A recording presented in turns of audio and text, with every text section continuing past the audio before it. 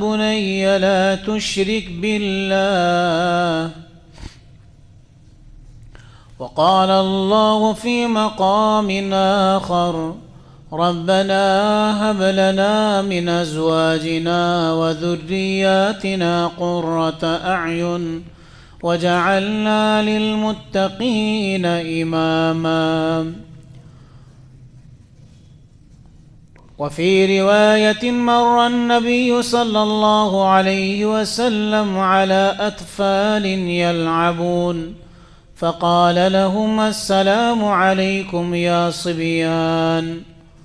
وعن أنس رضي الله تعالى عنه أنه مر على صبيان فسلم عليهم وقال كان النبي صلى الله عليه وسلم يفعله أو كما قال عليه الصلاة والسلام صدق الله العظيم وصدق رسوله النبي الكريم. درود الشريف اللهم صل على سيدنا.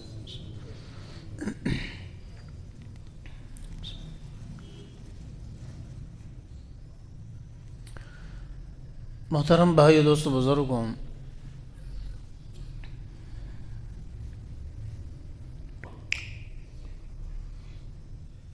قرآن کریم فرقان حمید کی جو آیت تلاوت کی گئی ہے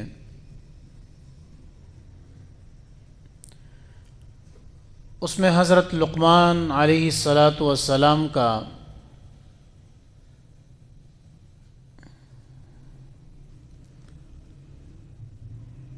واقعہ اور ان کی نصیحت اللہ تبارک و تعالی نے نقل فرمائی ہے.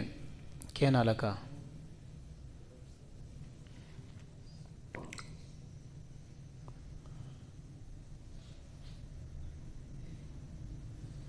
کہ لقمان علیہ السلام اپنے بیٹے کو نصیحت فرما رہے ہیں.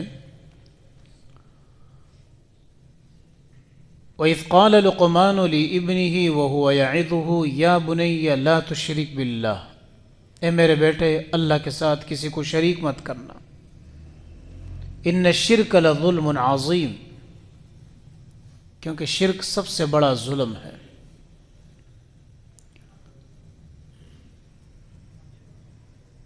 کئی نصیحتیں ہیں حضرت لقمان علیہ السلام کی سورہ لقمان میں.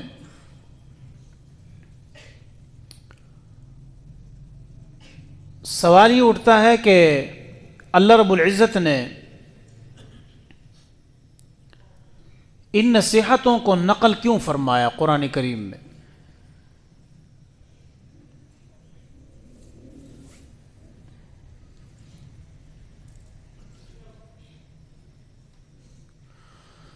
وہ اس وجہ سے کہ اللہ رب العزت نے اپنے نبی صلی اللہ علیہ وسلم کو جو مبعوث فرمایا ہے یہ صرف نوجوانوں کے لیے مبعوث نہیں کیا، بوڑھوں کے لیے مبعوث نہیں کیا، نہ صرف عورتوں کے لیے مبعوث کیا، بلکہ اللہ نے اپنے نبی کو بچوں کے لیے بھی مبعوث فرمایا.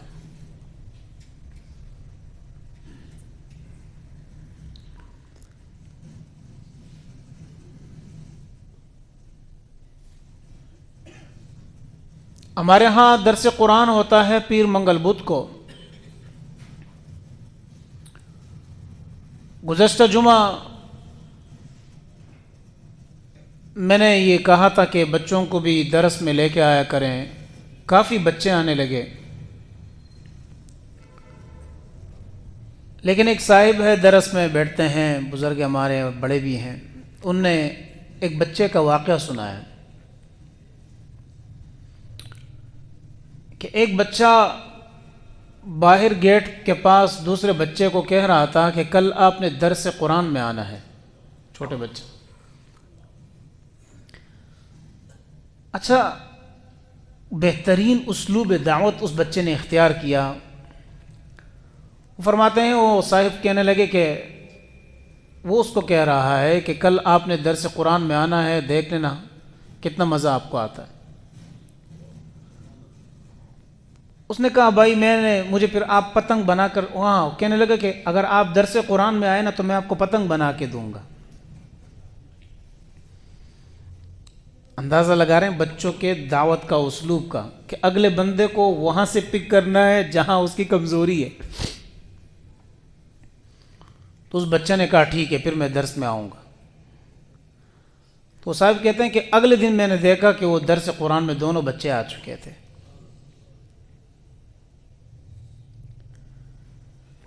اللہ نے بچوں کو جو دماغ دیا ہے اور جو اللہ نے ان کو دل دیا ہوا ہے، یہ کینہ، بغض اور ہر قسم کے فسادات سے خالی ہے۔ اکثر عورتیں بچوں کی وجہ سے ایک دوسرے کے ساتھ لڑتی ہیں، بھابیاں بیوقوف ہوتی ہے۔ وہ بچے تو سب سے زیادہ صاف دل ہے، اس لیے اللہ رب العزت نے ان سے اپنے قلم کو اٹھایا ہوا ہے کہ بچوں سے اگر کوئی غلطی بھی ہو جاتی ہے تو اللہ ان کا مواخذہ نہیں فرماتا۔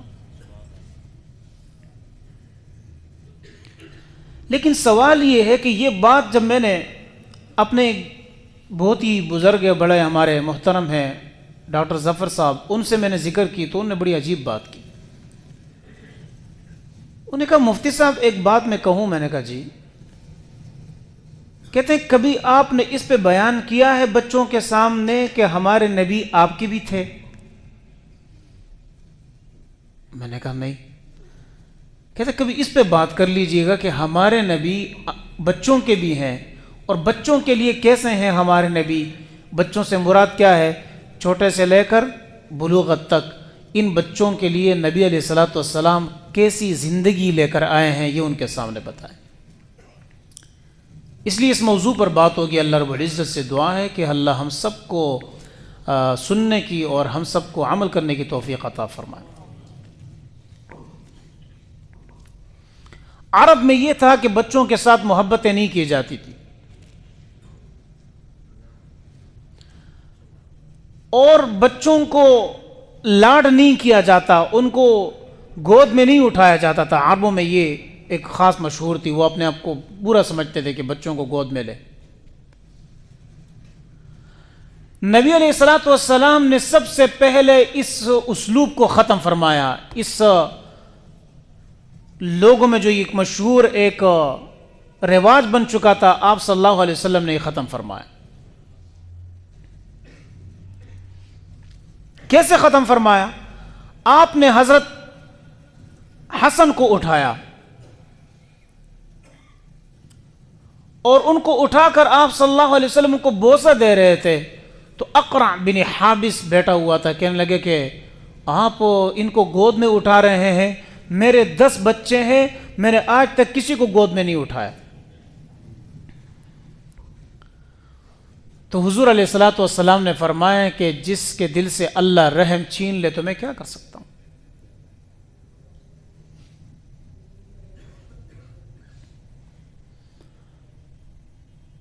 نبی پاک صلی اللہ علیہ وسلم نے انہی بچوں کی تربیت اور انہی بچوں کی حیثیت کو اجاگر کرنے کے لیے سب سے پہلے فرمایا اگر تم نے شادی کرنی ہے تو 4 وجوہات کو سامنے رکھا جاتا ہے۔ تنکح المرأة ل4، عورت کے ساتھ 4 وجوہات سے شادی کی جاتی ہے۔ لمالها، مال کی وجہ سے، ولجمالها، حسن کی وجہ سے، ولحسبها، اور حسب نسب کی وجہ سے، ولدینها، اور دین کی وجہ سے۔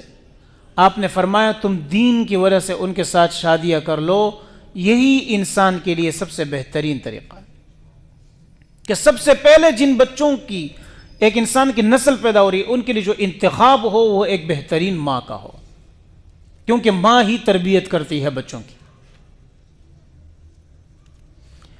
کیا یہ بچوں کو ہم بتا نہیں سکتے ہیں کہ بیٹا آپ کا حق نبی علیہ الصلوۃ والسلام نے کتنا سامنے رکھا؟ کہ جب بچہ پیدا ہو جائے تو آپ صلی اللہ علیہ وسلم نے فرمایا کہ کل مولود یولد علی فطرت الاسلام، ہر بچہ اسلام کی فطرت پیدا ہوتا ہے۔ جب بچہ پیدا ہوگا تو سب سے پہلے اس کو صاف کر کے اس کے دائیں کان میں اذان دی جائے گی، بائیں کان میں اقامت کی جائے گی، اور اذان اللہ اکبر سب سے پہلی آواز اگر اس کے کانوں میں آئے گی تو کس کی آئے گی؟ اللہ کی آئے گی۔ یہ بچے کا حق ہے جو اس کو دیا جائے گا۔ پھر اذان دینے کے ساتھ ساتھ آپ صلی اللہ علیہ وسلم نے فرمایا کہ اس کو گٹی کرائی جائے گی، اور وہ کیا ہے، یا شہد یا کھجور سے جو ہے وہ اس کے وہ کرائی جائے، اور یہ کسی دیندار بندے سے کرائی جائے۔ سمجھ آگے بات؟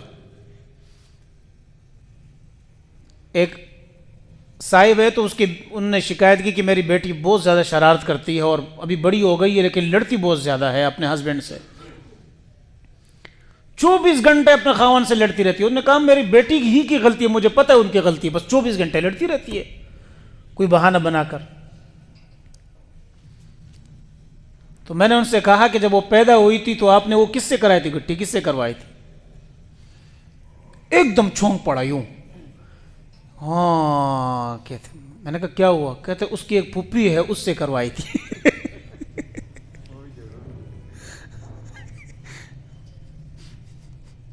میں نے کہا اب میں کچھ نہیں کر سکتا، کیونکہ پہلی چیز جو پیٹ میں جا رہی ہے اس کے اثرات ہوتے ہیں، ماں کے گود کے اثرات ہوتے ہیں، وہ پہلا لعاب جو پیٹ میں جا رہا ہے اس کے اثرات ہوتے ہیں۔ کسی عالم، کسی بہترین شخصیت جو بھی دیندار ہوگا، چاہے وہ غیر عالم ہے، اس سے جا کے وہ کروائے جائے۔ تو اگر پپو سے کروائیں گے تو پھر تو لڑائی کرے گی وہ۔ کہتے ہیں آپ اتنی جلدی سمجھ گئے؟ میں نے کہا بھائی عورت کا اثر تو ہوگا اس میں۔ پھر آپ صلی اللہ علیہ وسلم نے فرمائے اس کے بالوں کو 7ویں دن اس کا عقیقہ کیا جائے۔ 7ویں دن عقیقہ سنت ہے، 21ویں دن تک عقیقہ سنت ہے۔ اس کے بعد عقیقہ کرنا صدقہ ہے، سنت نہیں رہے گا، صدقہ رہے گا، پھر صدقہ ہو جائے گا، عقیقہ نہیں رہے گا۔ کریں گے پھر بھی لیکن عقیقہ ہوگا۔ لڑکا ہے تو اس کی طرف سے 2 بکرے ہوں، 2 دمبے ہوں۔ لڑکی ہے تو اس کی طرف سے 1 بھی ہے۔ تو ایک صاحب نے مجھ سے پوچھا کہ آپ نے اپنے اس کی بیٹے کی طرف سے 1 کیوں کیا تھا؟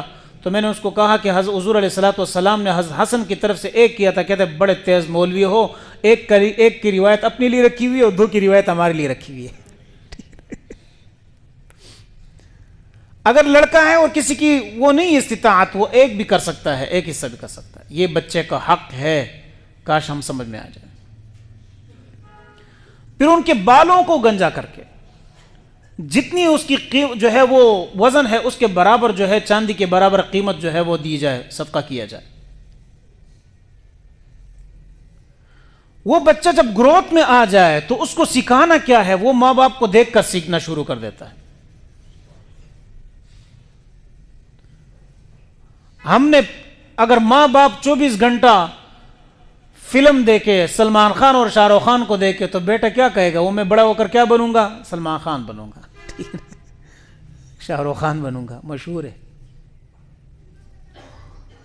ایک ٹی وی ایک چینل ہے، اس پہ ایک آدمی نے، اینکر ہے اور صحافی ٹائپ ہے، اس نے ایک بچی سے پوچھا کہ بیٹا گانا سناؤ۔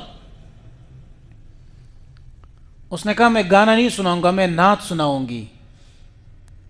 کیا کہنے لگی؟ میں نعت سناؤں گی، میں گانا نہیں سناؤں گی، مجھے گانا نہیں آتا۔ وہ بھی تو کسی کے بچے ہیں۔ جب ماں اپنے بچوں کی تربیت اس انداز سے کرے کہ اگر یہ بچی باہر جائے گی تو اس کی جو بھی غلطیاں ہوگی وہ میری طرف نسبت کی جائے گی، تو بچوں کا حق آپ نے پورا کر لیا۔ ہم بچوں کا حق اس کو دیتے ہی نہیں ہے۔ یہاں تک کہ اتنی سختی فرمائی نبی پاک صلی اللہ علیہ وسلم نے کہ ایک شخص آئے اور عرض کے اللہ کے رسول میں نے اپنے فلانے بیٹے کو یہ تحفہ دیا ہے۔ آپ نے فرمایا کیا تم نے اپنے سب بچوں کو اسی طرح تحفہ دیا ہے؟ عرض کے اللہ کے رسول نہیں۔ تو آپ نے فرمایا اگر دے سکتے ہو تو سب کو دو ورنہ کسی کو نہ دو۔ اتنی برابری کی جائے گی بچوں کے اندر۔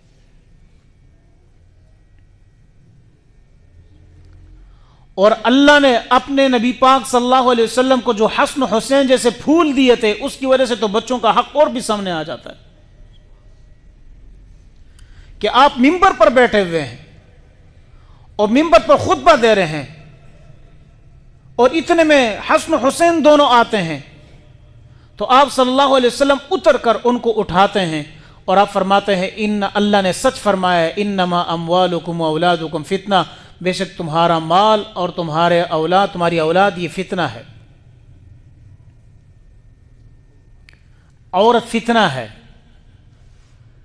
لیکن ایک بات عرض کر دوں یہاں علم کے لیے اور سمجھ کے لیے کہ یاد رکھیں کہ عربی میں فتنے کا مطلب الگ ہے اور اردو میں فتنے کا مطلب الگ ہے۔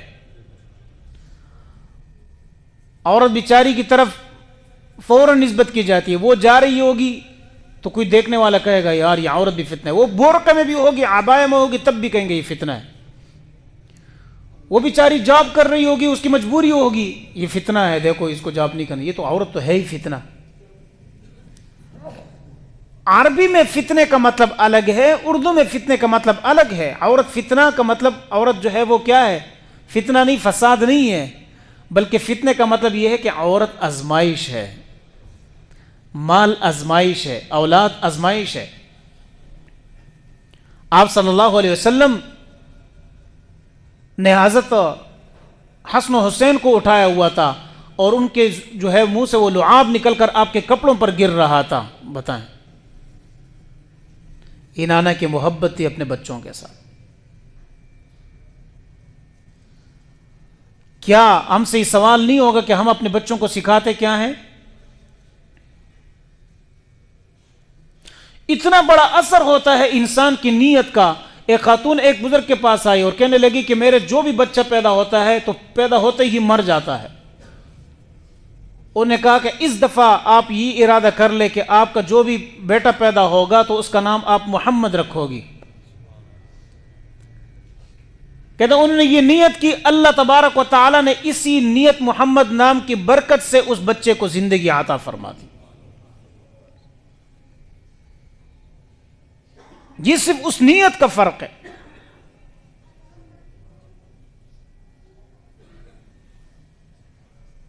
تبلیغ میں اجتماع میں اکثر بیان کرتے ہیں مولانا احسان صاحب،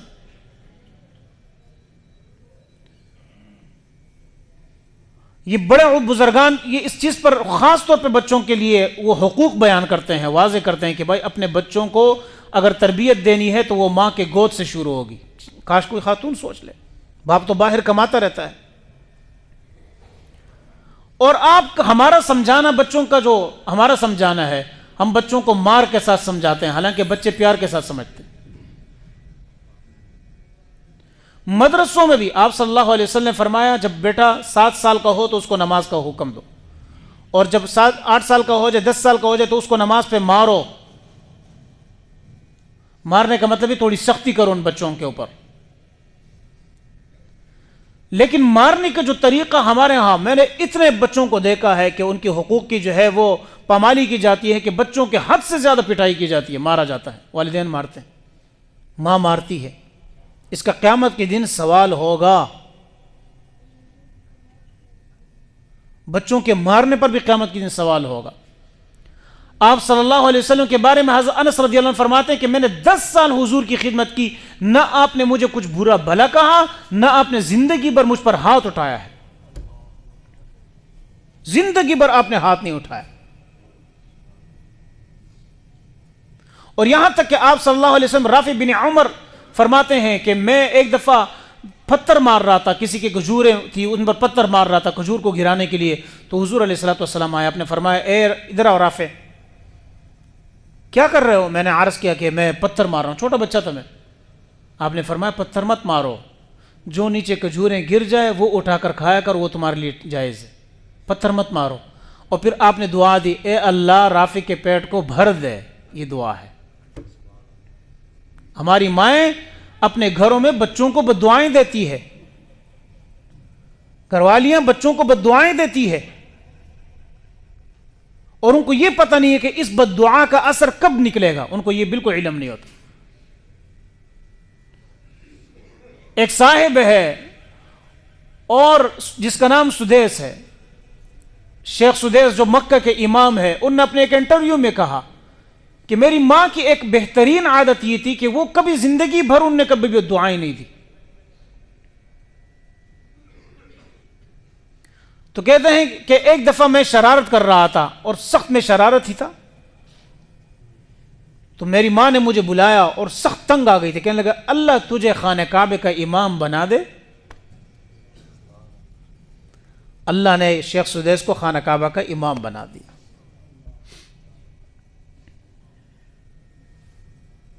آپ صلی اللہ علیہ وسلم کی عادت تھی کہ بچوں سے سوال کرتے تھے، بڑوں سے بھی سوال کرتے تھے۔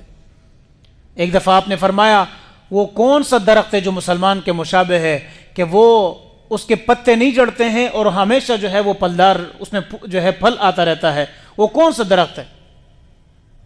سارے صحابہ خاموش تھے۔ حضرت عمر رضی اللہ عنہ کے بیٹے عبداللہ بن عمر کہتے ہیں کہ میں نے سوچا کہ حضرت عمر بیٹھے ہوئے ہیں اور ابو بکر صدیق بیٹھے ہوئے ہیں اور دیگر صاحب بیٹھے ہوئے، مجھے جرت نہیں بنی کہ میں جواب دوں، لیکن مجھے پتا تھا کہ وہ کون سا درخت ہے۔ چلیں کوئی بچہ بتا دے جی، بچہ بتا، ہم بھی پوچھ لیتے ہیں کون سا درخت ہے جو مسلمانوں کے زیادہ مشابہ ہے، انسان کے زیادہ مشابہ ہے، اور وہ درخت ایسا ہے کہ اس کی جڑیں نہیں ہیں کہ وہ کسی اور درخت کو تکلیف دے، اس کی جڑیں آگے نہیں جاتی۔ دوسرا اس کے اندر خصوصیت یہ ہے کہ اس کے پتے کچھ اس طرح ہے کہ دوسرے درخت پر وہ بوجھ نہیں ڈالتا۔ تیسری خصوصیت یہ ہے کہ جب تک اس کے ساتھ نر درخت نہ ہو وہ جو ہے وہ پھل نہیں دیتا۔ چوتھی خصوصیت یہ ہے کہ اس کے پتے جتنے بھی چاہے کاٹو، جس طرح انسان کے ہاتھ کاٹو پھر بھی انسان زندہ رہتا ہے، وہ بھی زندہ ہے، لیکن اس کا سر کاٹ دو تو وہ جو ہے وہ ختم ہو جاتا ہے۔ آپ کو پتہ ہے وہ ہے کھجور کا درخت۔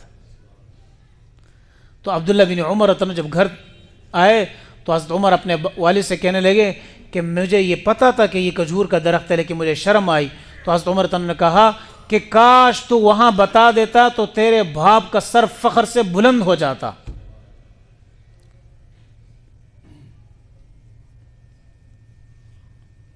ہمارے بچے کیا بننا چاہتے ہیں؟ جو ٹام اینڈ جیری دیکھے گا وہ بچہ کہتا ہے میں بڑا ہو کر ٹام اینڈ جیری بنوں گا۔ تو بچے یہاں سے ان کو پتہ ہے کہ ہم دیکھتے ہیں۔ جو بچہ جو ہے وہ پب جی اور ان چیزوں میں لگ جائے گا وہ یہی چیزوں کی طرف راغب ہوگا۔ لیکن جن لوگوں نے اپنے بچوں کو صحابہ کے واقعے سنائے ہیں وہ پوری زندگی کیا کریں گے؟ وہ یہی کہیں گے کہ میں نے بڑا ہو کر کیا بننا ہے۔ ایک شیخ ایک عالم ہے، اس کو میں نے سنا، وہ کہتے ہیں کہ میں نے اپنے ایک نمازی سے، میں نے اپنے والد سے پوچھا، والد نے مجھ سے پوچھا کہ بیٹا تم بڑے ہو کر کیا بنو گے؟ تو میں نے کہا کہ ابو میں آپ کی طرح عالم بنوں گا۔ انہوں نے کہا جا تو تیرے بیڑا غرق ہے، تو کچھ نہیں بن سکتا۔ تو کہتے ہیں کہ میں حیران ہوا کہ والد صاحب یہ کیا کہہ رہے ہیں، حالانکہ وہ بہت بڑے عالم ہیں، تقویدار بھی ہے۔ کہتے بیٹا یہ تو نے غلط سوچا، یہ تم نے کہنا ہے کہ میں بڑا ہو کر عبداللہ بن مبارک بنوں گا، میں جنید بغدادی بنوں گا، تب جا کے ہمارے لیول جیسے کوئی بندہ بن سکو گے، کیونکہ میں نے خود یہ ارادہ کیا تھا، تب اللہ نے جا کے مجھے تھوڑا سا علم عطا فرمایا۔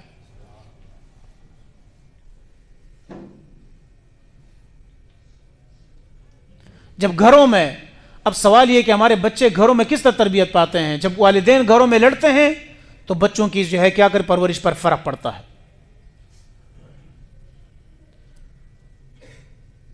والدین اپنے بچوں کو خاموش کرنے کے لیے موبائل ہاتھ میں دے دیتے ہیں تو بچے بھی بڑے ہو کر اسی موبائل کے ساتھ کھیلیں گے۔ پھر والدین کو گیلا شکوہ نہیں کرنا چاہیے ان سے کہ وہ ہمیں ٹائم نہیں دیتے ہیں۔ کیوں؟ اس لیے کہ ماں باپ نے خود جب بچوں کا ٹائم تھا تو ان کے ہاتھ میں موبائل دے دیا تھا، اور اس میں ہم سب ملوث ہیں جی۔ ماں باپ نے اپنے بچوں کو خاموش کرنے کے لیے کیا دیا تھا؟ موبائل دے دیا تھا۔ اب بچے بھی اپنے ماں باپ کے ساتھ موبائل والا ہی مذاق جاری رکھیں گے، وہ موبائل ہی کے ساتھ کھیلیں گے بڑے ہو کر، پھر کوئی والدین کی گلہ شکوہ نہ کرے۔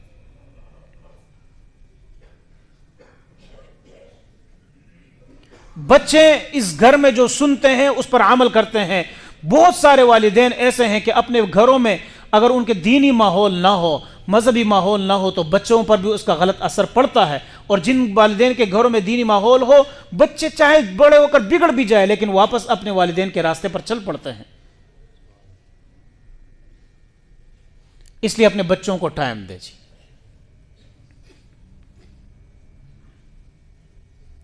کل ایک صاحب میرے پاس آئے، میں نام نہیں لوں گا، آفس میں بیٹھے دارالفتہ میں، تو کہتے ہیں کہ میں نے اپنے بچوں کو ٹائم نہیں دیا، میرے بچے مجھ سے کتراتے ہیں، میرے پاس بیٹھتے نہیں ہیں۔ جتنے بھی یہاں شادی شدہ حضرات جو نئے نئے جوڑے بیٹھے ہوئے ہیں، ٹھیک ہے، جن کے ایک بچے ہو یا 2 بچے ہو، میں یقین کے ساتھ کہتا ہوں کہ آپ اپنے بچوں کو دن میں 10-15 منٹ بھی نہیں دیتے ہیں، یہ مجھے پتا ہے، اس میں ہم سب شامل ہیں۔ ہم بچے یہاں بیٹھے ہوئے ہیں، جتنے سارے بچے بیٹھے ہوئے ہیں، میں سب بچوں کو کہتا ہوں ابھی جب گھر میں جاؤ اور ابو موبائل کے ساتھ فیس بک دیکھ رہا ہو، انسٹاگرام دیکھ رہا ہو، ابو سے موبائل لو، بولو بھئی یہ میرا ٹائم ہے، میرے ساتھ کھیلو، چھوڑو نہیں اپنے ابو کو، مجھے سکھاؤ، بولو والدین کے بچے پاس ہیں۔ اچھا آج اس طرح ہوا کہ جمعے سے قبل میں چھوٹا بچہ اندر آیا میرا، تو وہ کچھ میرے ساتھ مذاق کرنے لگا، میں اس کے ساتھ مذاق کرنے لگا جس طرح بچوں کے ساتھ کبھی چھپتے ہیں کبھی سامنے آتے ہیں اس طرح، اور میرے خیال سے میں بھی اس میں ملوث ہوں۔ کافی ٹائم بعد میں نے بچے سے اتنا زیادہ مذاق کیا، شاید میں اتنا ٹائم بہت کم، اور اس میں ہماری بڑی غلطیاں ہیں۔ اچھا وہ بچہ باہر نکل کر میرے بھانجا ہے اس کو کہتا ہے جلدی آؤ جلدی آؤ، آج میرا ابو میرے ساتھ کھیل رہے ہیں، اتنا خوش، حشاش بشاش۔ جو بندہ نفسیاتی بیمار ہے، ٹینشن میں ہے، میں اللہ کی قسم کھا کے کہتا ہوں بچوں کے ساتھ وہ مل جل جائے، اللہ اس کے ٹینشن کو دور کر دے گا۔ بچوں سے اپنے اس کا علاج کرائیں، دماغ کا علاج کریں، بچوں سے کے ساتھ بیٹھ کر بچوں کے ساتھ باتیں کر کے اپنے علاج کروائیں۔ بچوں کے سامنے یہ ذکر کرے کہ آپ کا رول ماڈل کون ہونا چاہیے، بچوں کے سامنے صحابہ کے واقعات کو نقل کریں کہ کون کس کے واقعات ہیں۔ کیا یہ کم ہے کہ میں نے صرف ایک جمعے میں تھوڑا سا تذکرہ کیا کہ بچے بھی درس میں بیٹھے، اور اتنے سارے بچے جو ہے پیر منگل بدھ کو درس قرآن میں بیٹھتے ہیں؟ یہ کم ہے؟ صرف چھوٹی سی بات میں نے ذکر کر۔ اس محلے میں ایک بچہ ہے، 2 بیٹے، 2 ہے، ایک صاحب ان کے 2 بیٹے ہیں، آپ اندازہ لگائیں اس میں سے ایک بچہ میں سے یوں ہاتھ ملاتا ہے، دوسرا جب آتا ہے تو دور سے چھلانگ مار کے، جس طرح میرا بیٹا، اور یہ گلے ملا کر اور پھر میرا ہاتھ چومتا ہے اور کہتا ہے ہائے میرے پیارے مفتی صاحب، ہائے میرے پیارے مفتی صاحب، جس طرح نہیں ہوتا عاشق، ایسا بچہ ہے۔ کیا وجہ ہے؟ وجہ یہ ہے کہ امام کو بھی چاہیے کہ وہ بچوں کے ساتھ کیا رہے، تھوڑا سا اٹیچ رہے۔ الحمدللہ ایسا وقت بھی تھا کہ مولوی صاحب کو دیکھتے تو بچے رو پڑتے تھے، جیسے داڑھی والے کو دیکھا نہیں رونے لگے تھے کہ یہ کیا آ گیا میرے سامنے، بلا آ گئی۔ لیکن یہ ان کے بچے روتے ہیں جنہوں نے ان کے ساتھ تعلق نہیں رکھا ہوتا۔ اور میں آپ کو آخری حل بتاتا ہوں، اگر آپ چاہتے ہیں اور میں چاہتا ہوں کہ ہمارے بچے اچھے رہیں، بہترین رہے، یہ میرے پاس آخری حل ہے بچوں کو خوبصورت زندگی بتانے کا، اچھے راستے پہ لے کے جانے کا۔ آپ ان کی عالم یا جو بھی دیندار ہے ان سے ملاقات کروا کر اس کے پاس بیٹھا کریں، یہ بچے خود بخود اس کو پک کرتے رہیں گے، ان کی باتوں کو سن کے۔ بس یہ آج کے بعد یہ عزم کر لیں کہ میں نے ہفتے میں ایک دفعہ جو بھی امام مسجد ہے جہاں پر بھی آپ نماز پڑھتے ہیں، کیونکہ سارے محلے کے نہیں، بہت سارے دور سے آتے ہیں، اپنے بیٹے کو لے کر جا کر ان کے پاس اپنے بیٹھنا ہے، یہ میرا بیٹا ہے، بیٹا ہاتھ ملاؤ مفتی صاحب، بیٹا ہاتھ ملاؤ امام صاحب کے ساتھ، بیٹا ہاتھ ملاؤ فلانے کے ساتھ، کوئی بھی دیندار بندہ ہے ان کے ساتھ۔ اور نوجوان کس طرح ٹھیک ہوں گے؟ آپ نے اپنا تعلق کسی بھی اللہ کے ولی کے ساتھ بنانا ہے، بس یہ بہترین طریقہ ہے راستہ۔ تو اس لیے بچوں کا ہمارے اوپر حق ہے، نبی پاک صلی اللہ علیہ وسلم نے ہر حالت میں بچوں کی، آپ نے بچوں کا، انس رضی اللہ عنہ ایک صحابی ہے، وہ آپ کے ساتھ کھانا کھا رہے ہیں، آپ صلی اللہ علیہ وسلم نے دیکھا کہ اس کا ہاتھ یوں کبھی پلیٹ میں اس طرف کبھی اس طرف، تو آپ نے فرمایا سم اللہ وکل بیمینک وکل مما یلیک، اے میرے بیٹے اللہ کا نام لے کر کھانا کھانا شروع کرو، اپنے سامنے سے کھاؤ اور اپنے قریب سے کھاؤ، ادھر ادھر سے اپنا ہاتھ مت گھماؤ۔ یہ نبی پاک صلی اللہ علیہ وسلم نے بہترین انداز سے تعلیم دی۔ آپ صلی اللہ علیہ وسلم نے بچے پتھر پھینک رہا ہے تو آپ صلی اللہ علیہ وسلم کو بہترین تھا، بیٹا اس طرح مت کرو، یہ آپ کے لیے ٹھیک نہیں ہے۔ حضرت حسن و حسین میں سے ایک نے صدقے کی کھجوریں کھائی تو آپ نے فرمایا کخ کخ پھینکو اس کو، یہ آپ کے لیے ٹھیک نہیں ہے۔ پوری زندگی انہوں نے خوبصورت زندگی گزاری، اپنے بچوں کو خوبصورت واقعات رات کو بتائیں، ان کو بٹھائیں، ان کو دن کے وقت کا وہ پرانا وقت بڑا بہترین تھا، مائیں سے ہم بہترین واقعات سنتے تھے اور وہ جو ہے ہمارے ذہن میں فکس ہو جاتے تھے۔ اب بچے موبائلوں کے ساتھ لگ گئے ہیں، اس موبائل کو تھوڑا سا ان کے سے چھین کر رات کے ٹائم ان کو آرام سے طریقے کے ساتھ یہ واقعات سنائیں، صحابہ کا خوبصورت واقعات ہے، بچوں کے متعلق واقعات ہے۔ اللہ رب العزت ہمیں اپنے بچوں کی فکر کرنے کی توفیق نصیب فرمائے۔ واخر الحمدللہ۔